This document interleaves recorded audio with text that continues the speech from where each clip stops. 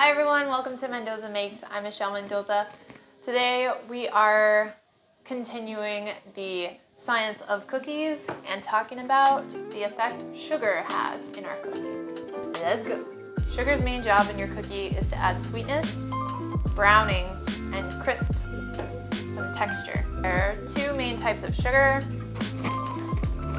brown sugar and white sugar. Each type of sugar has a different effect on your cookie. Brown sugar will add moisture and chewiness to your cookie.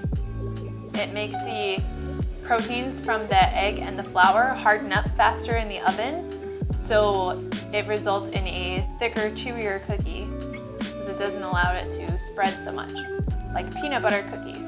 White sugar melts in the oven and helps spread out the cookie and make it thinner. It also adds browning and caramelization. It also adds a crisp and a bite to your cookie. We think of sugar cookies and shortbread. Caramelization of white sugar happens around 356 degrees. So if you're baking your cookie at 350, you might not get as brown of a cookie because it's not high enough of a temperature to caramelize the sugar. Usually when you can smell cookies baking, you're smelling the sugar caramelizing. And that's when you know that your cookies are done most of the time.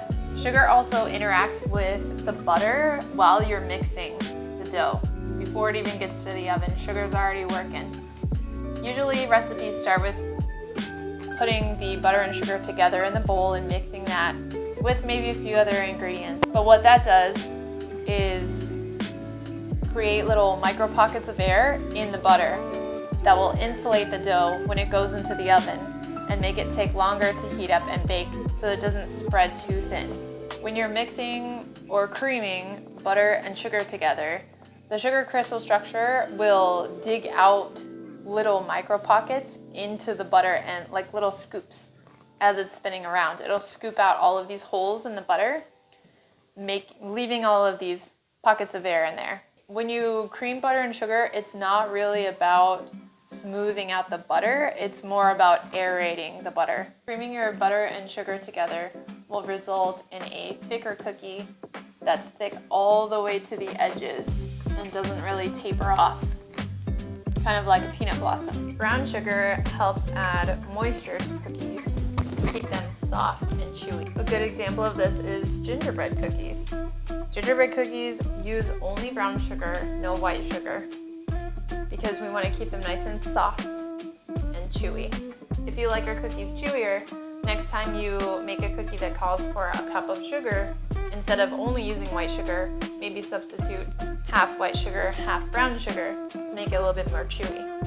All right, that's it for sugar. Next week I'll be talking about the difference between baking powder and baking soda. We'll also be talking about salt and salt's purpose in your cookie recipe. I hope this has helped to answer some questions you might have had about sugar in your cookies and help you make a better decision next time to make a chewier cookie with brown sugar or a crispier cookie with white sugar. So I'll see you next time. Bye!